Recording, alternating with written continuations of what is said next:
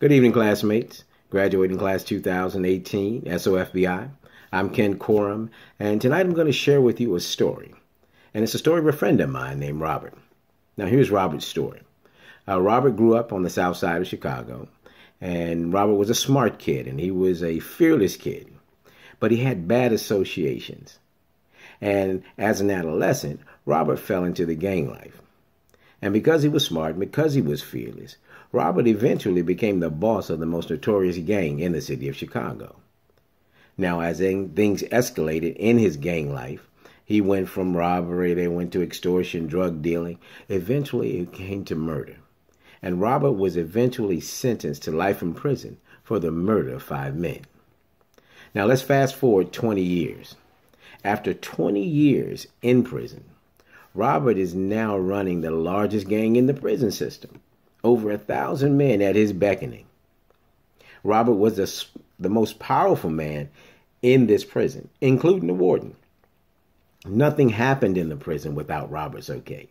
Every guard was in his pocket. The warden couldn't stand him, but he couldn't do anything about it because Robert had the power. Now, here's a scene, class. After 20 years in prison, Robert walks into a Wednesday night Bible study just to see what was going on in his prison. By the end of that Bible study, Robert gives his life to Christ.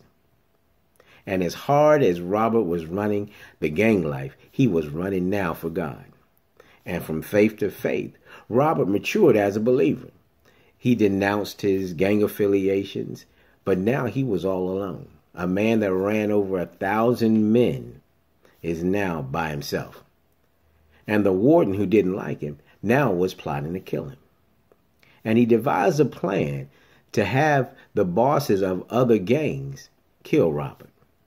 And so what he did, he placed Robert in the cells with 3 bosses from rival gangs.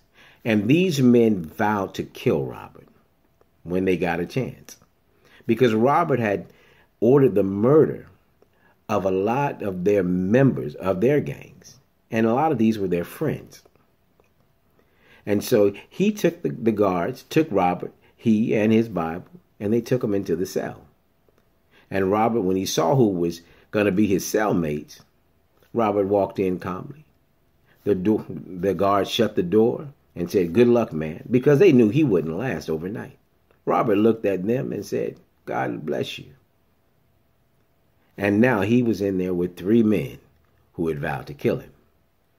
Now, the next morning, the guards come in and they find these 4 men playing dominoes and telling story. And they can't believe their eyes. They can't believe that these men are now acting like their buddies. Nobody can explain it. Not even the men who vowed to kill him understood why they were sitting here and being so chummy with this man.